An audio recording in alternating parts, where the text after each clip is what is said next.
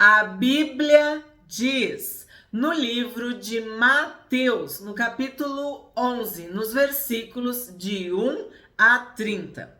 Quando Jesus acabou de dar estas instruções a seus 12 discípulos, saiu dali para ir ensinar e pregar nas cidades deles. Então aqui, Jesus, como um bom mestre, está dando instruções a seus discípulos. Esses discípulos foram escolhidos por ele, eram seus discípulos, seus seguidores. E aí olha que interessante, ele saiu dali para ensinar e pregar nas cidades deles.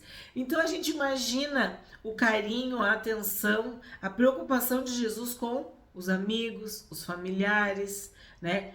Com os conhecidos dos seus discípulos e também para que eles dessem testemunho para as pessoas que eram importantes para eles. Então, olha só, tu é salvo, tu tá cheio de Deus, cheio do Espírito Santo, teus pecados foram perdoados, tu foi salvo, lavado, redimido, perdoado, tu vai querer que o teu pai, que a tua mãe, que o teu filho, que a tua filha, que o teu irmão, que a tua irmã, teus parentes, teus amigos, teus vizinhos, as pessoas que são caras, queridas, importantes para ti, conheçam esse Jesus.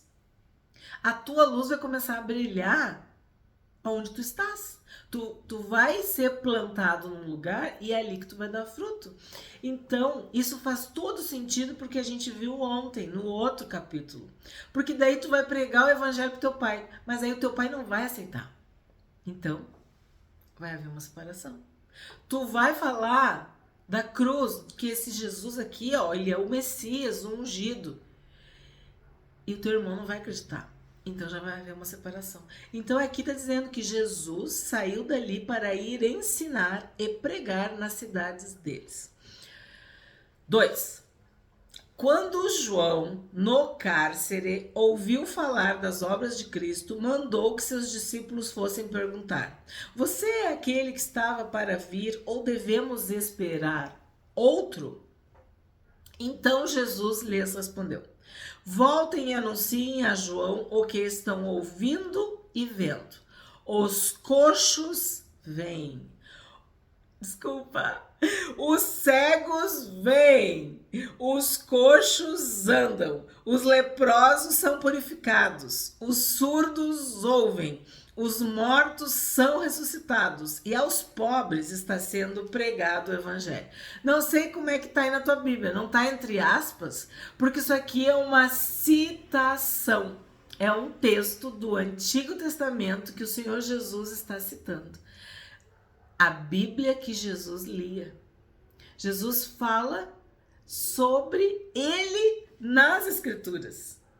As profecias do Antigo Testamento se cumprindo em Cristo. Isaías capítulo 35, versos 5 e 6.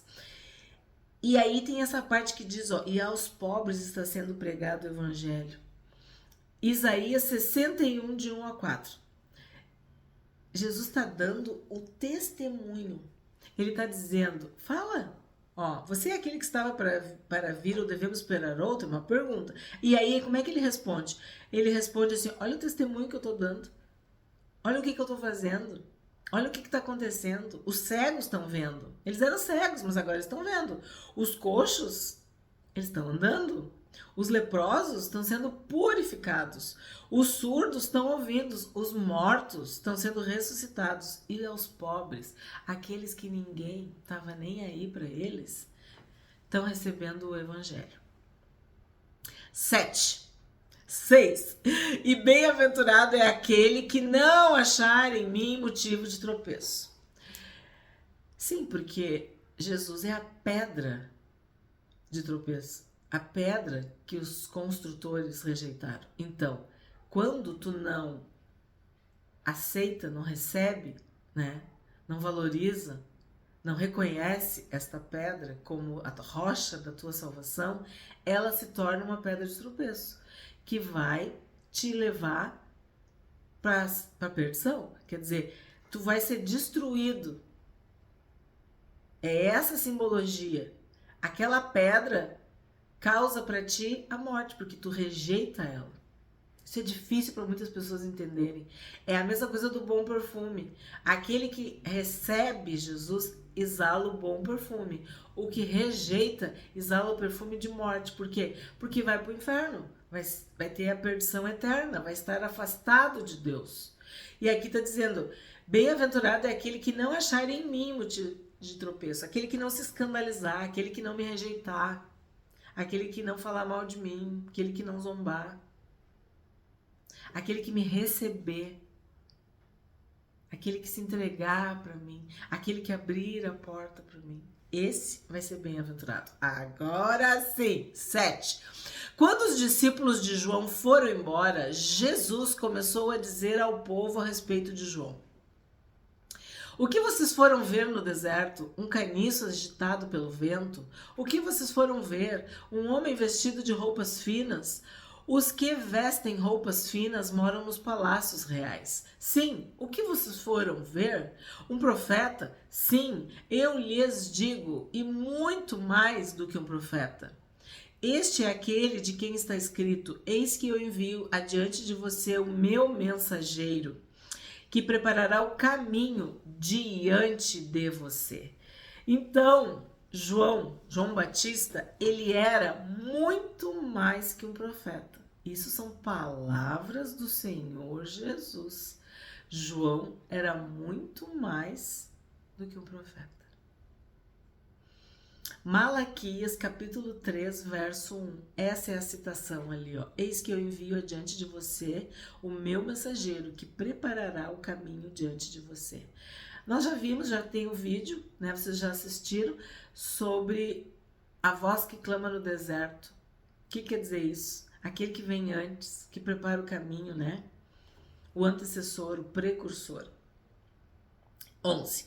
Em verdade lhes digo, entre os nascidos de mulher não apareceu ninguém maior do que João Batista, mas o menor no reino dos céus é maior do que ele. Aí eu vou te dizer, por quê? Porque Jesus é o divisor de águas. João veio antes de Jesus. Ele veio preparar o caminho para Jesus. Daqui para frente é o Salvador, é o Rei dos Reis, é o Messias, é o ungido. Mas assim, a missão de João Batista estava completa. Agora é daqui para frente. Agora são os seguidores de Jesus, os discípulos de Jesus, a igreja do Senhor Jesus. 12.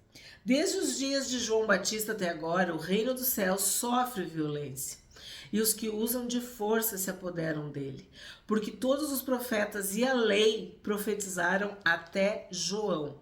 E se vocês o querem reconhecer, ele mesmo é Elias, que estava para vir. Quem tem ouvidos para ouvir, ouça. Então, essa história de que Elias ia vir antes de Jesus, eu já expliquei para vocês. Porque o que acontece? Elias não viu a morte. E Elias era um profeta que vivia no deserto, que enfrentou Acabe e Jezabel e os profetas de Baal. Uma história assim incrível. E o que ele faz? Ele, vamos dizer assim, passa o manto, a capa, o cajado, o bastão, a autoridade para Eliseu. Então Elias preparou o caminho, vamos dizer assim, antecedeu Eliseu. E tudo o que aconteceu na história de Israel. João Batista vinha antes de Jesus, antes do Messias, para preparar o caminho, para fazer com que o povo entendesse a mensagem central do arrependimento, da confissão de pecados, do batismo. E aí quando Jesus vem a partir do que João Batista pavimentou, vamos dizer assim.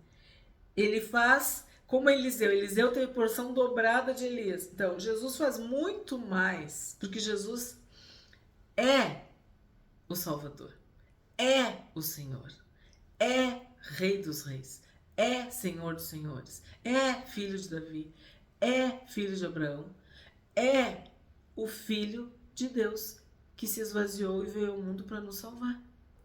Então João Batista cumpriu o seu chamado, cumpriu a sua missão, assim como Elias. E havia essa doutrina, essa tradição de que Elias viria antes, mas não é Elias, é o profeta com o ministério de Elias. João Batista, também no deserto, consagrado a Deus. Nós já vimos isso no capítulo sobre João Batista. Vivia, que nem ele falou assim, ó, um caniço agitado pelo vento, quer dizer, vivia lá no deserto, disperso, perdido, abandonado, rejeitado, vivendo a vida dele, fazendo a vontade de Deus, né? Muito mais do que um profeta. Ele era um mensageiro. Ele era alguém que sabia muito bem o que tinha que fazer. E fez, e obedeceu, e cumpriu. E aí por isso que Jesus fala sobre Elias, que era o que era dito. Era isso que era dito. E aí tu pode ver Malaquias, capítulo 4, verso 5, verso 6, que fala sobre Elias.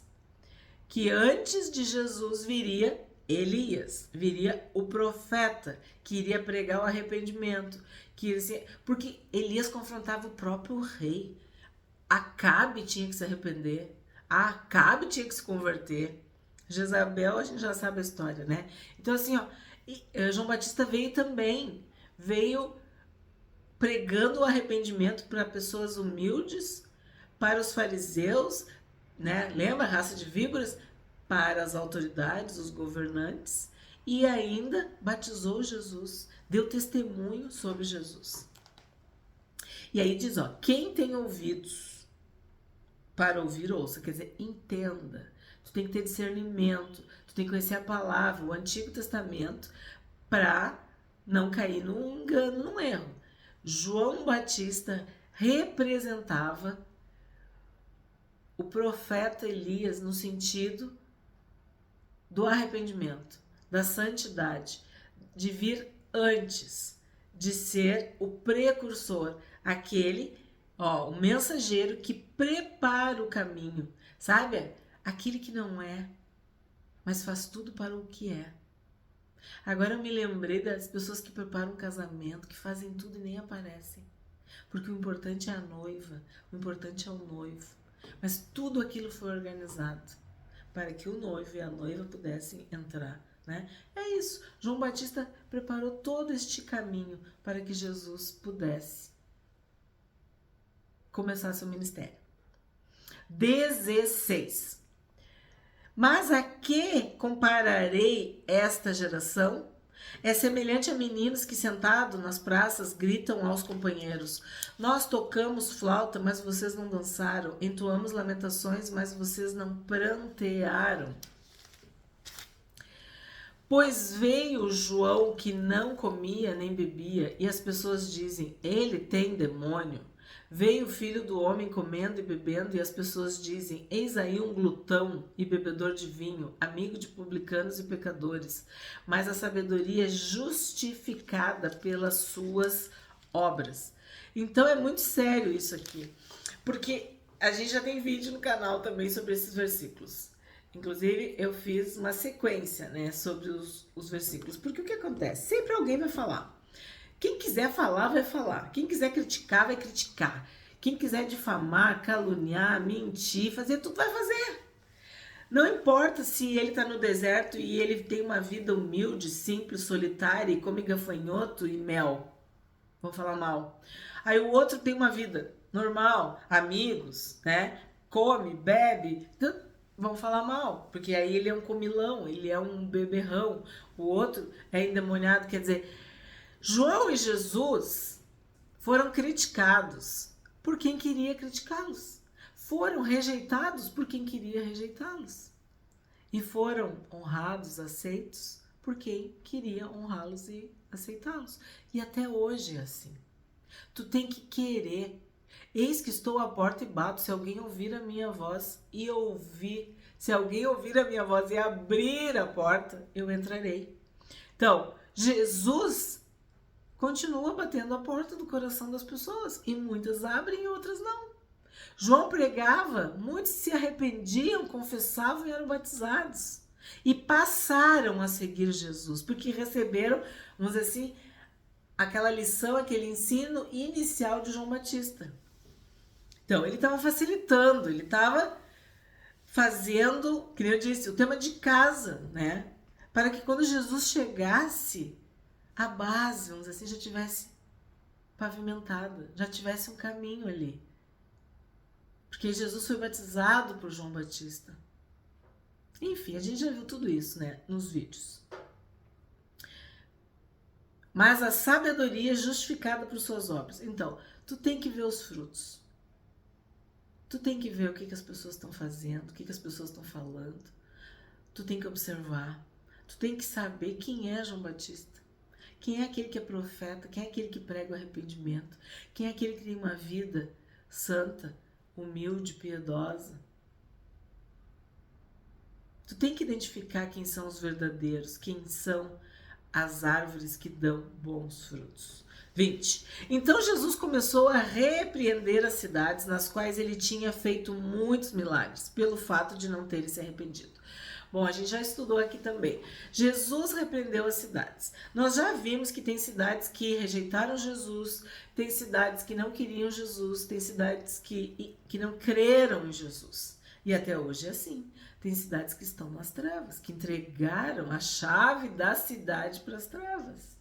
Tipo, Jesus não entra aqui, né? Eles estão literalmente fechados com o inferno, fechados com as trevas. Então Jesus repreende as cidades. Na minha Bíblia diz assim, ó, ai das cidades impenitentes. Quer dizer, ai daquelas cidades que não creem, que rejeitam, que são incrédulas, que se fecham, que são soberbas, que são autossuficientes, que são pecadoras assumidas, né?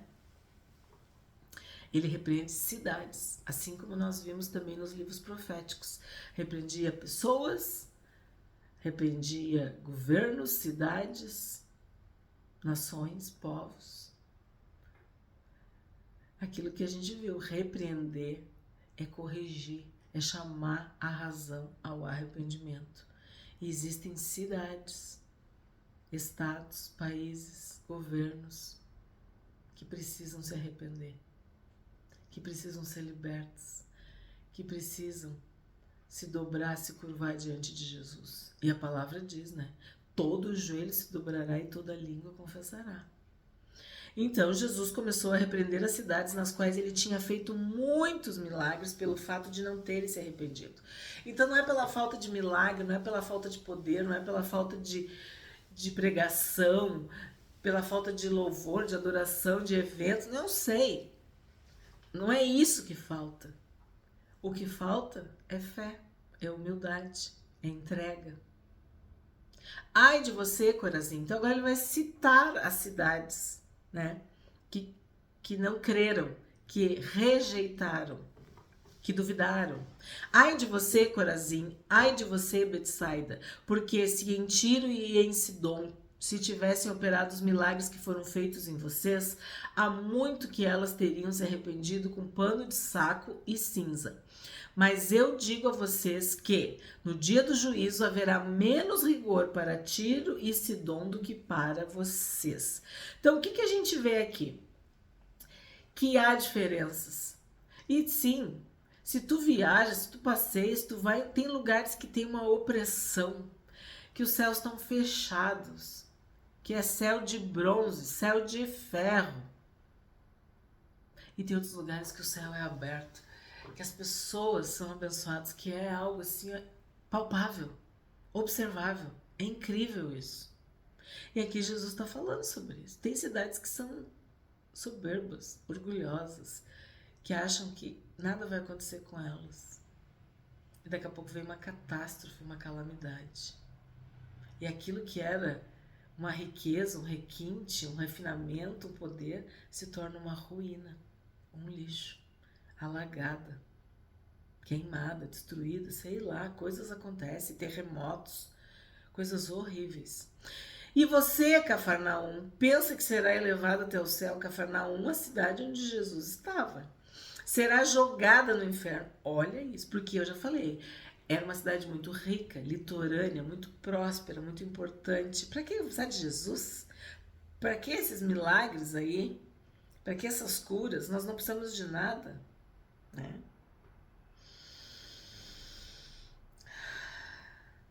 Porque se em Sodoma se tivessem operado os milagres que foram feitos em você, ela teria permanecido até o dia de hoje.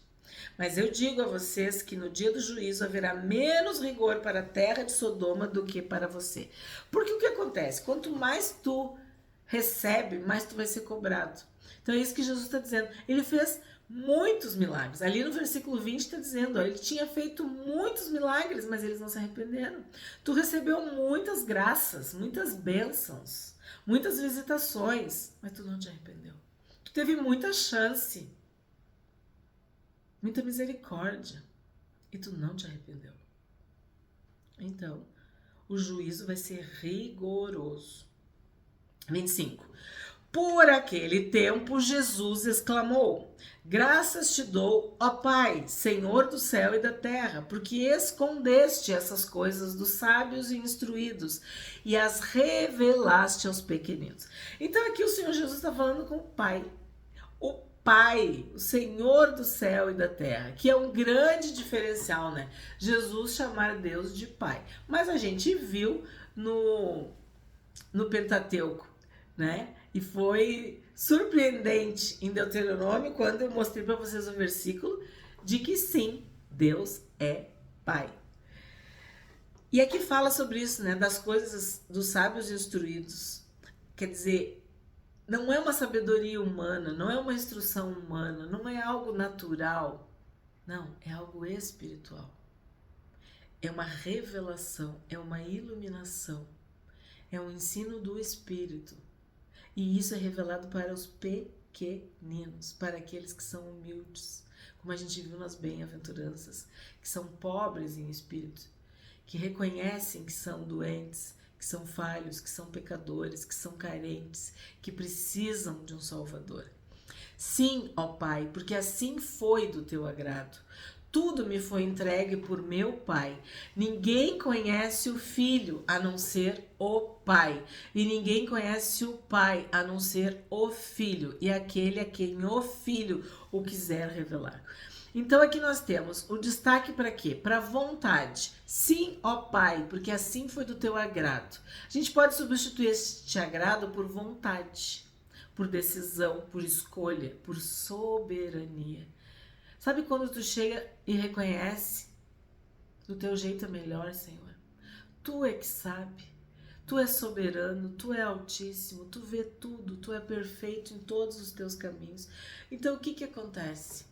Foi do teu agrado, foi da tua vontade, foi assim que tu escolheu, foi assim que tu decidiu. Então eu obedeço, eu me submeto. Deus escolheu a vinda do seu filho.